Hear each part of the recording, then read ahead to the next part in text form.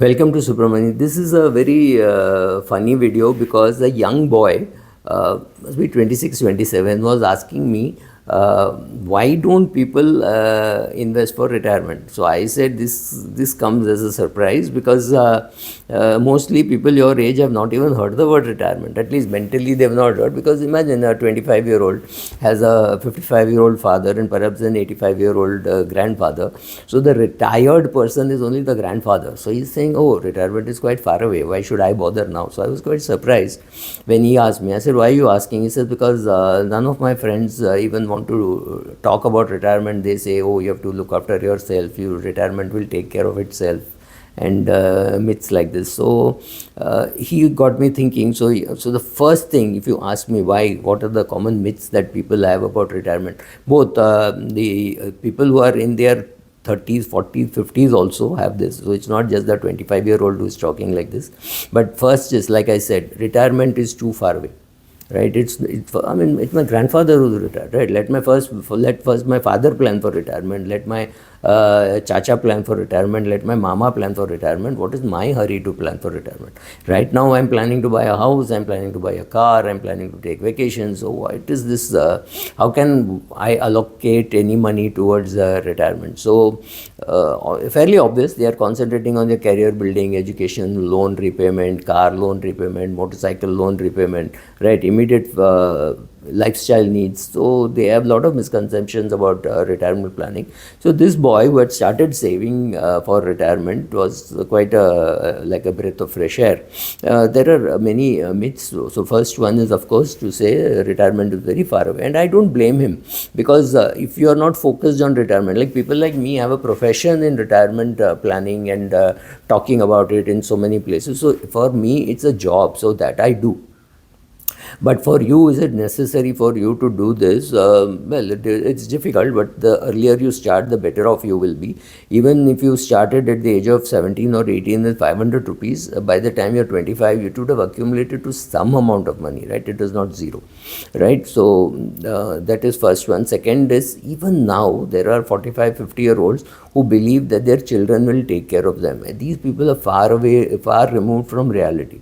Now, I know a lady who died recently, who had 8 children and 3 children died, right? So she still had 5 children to look after her.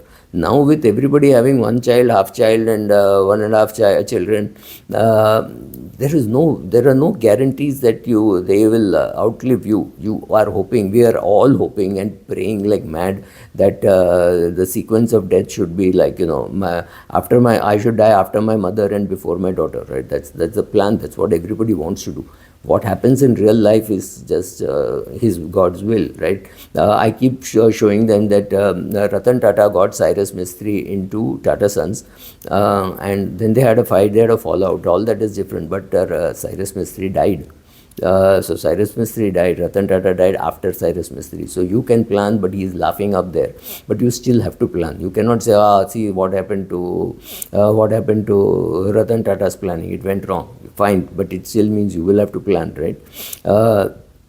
So whether your children will take care of you in old age, it's a nice thing to believe that it will happen. It may not happen. They may just not be in a position to do this.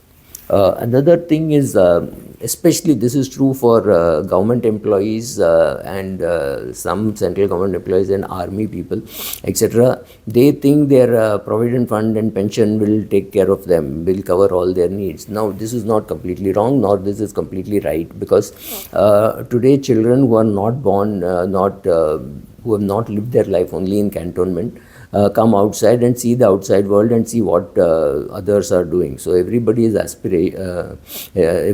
aspirations. Everybody wants to buy a Bentley or a Rolls Royce or things like that. And there are financial advisors and life influencers who are saying, oh, you can afford it, you can pay installments and you can buy a Maybach with installments. What is the problem, right? So those kind of pressures, if you think that your EPF, PPF, government pension is sufficient for your lifestyle, it's not. I mean, you may work, you may retire at 60 or 54, depending what designation you are in the army, and work for another 30 years. Perfectly all right, and I see that happening. But to think that just what the government is going to allow you to put in PF with whatever new taxation rules and all that, that will definitely not be sufficient. So that's a big myth which has to be broken. Another myth is that, oh, I can work for the rest of my life. True, but you look at your own face when you are 55, 60, you may not be able to work and you may not be in a position to work. You should not be forced to work, right? So if you don't have money, you will be forced to work. Whatever job you get, maybe accountant in a society which pays 20,000 rupees a month, yeah, but you'll still do it because you'll say, okay, my expenses are 30, at least 20 is coming from here, 10,000 is coming from pension, so I'm not so badly off. So whatever it is, so you will be forced to do it. And at 70, do you want to listen to somebody shouting at you, etc.? But all this comes because you did not plan early enough. So to think that you will work for the rest of your life is very mentally very good, but you are assuming job stability, good health, etc., and may not happen in every job, right? Some companies will give an extension, most companies will not. Another myth is I'll spend less in retirement. You will not spend less in retirement. You will spend the same amount or more. Let's face it, when do you spend money? When you're in leisure, and retirement is sheer bliss and leisure. So, and also understand that retirement from the age of 60 to the age of 90, I'm very conveniently breaking up into like a T20. Understand that your the strategy that you have for the first 6 overs and the strategy that you have for the next 8 overs and the strategy you have for the last 6 overs is going to be completely different. So similarly, in your retirement age from 60 to 90, so 60 to 70, 70 to 80, 80 to 90 are 3 different decades. To the young 25-year-old, all are retired, but when you actually go to sell products to them, then you realize, oh, he's only 60, he does not need this, he is 80, so he does not need this, right? So you need to understand that you will not spend less in retirement, you will spend less in retirement at the last stages, but at those stages you may require a nurse, so expenses don't really come down. So that is a big myth which needs to be busted. Another thing is, oh, investment is too risky, equity mein dalna padega, and I have seen equity is subject to market risk.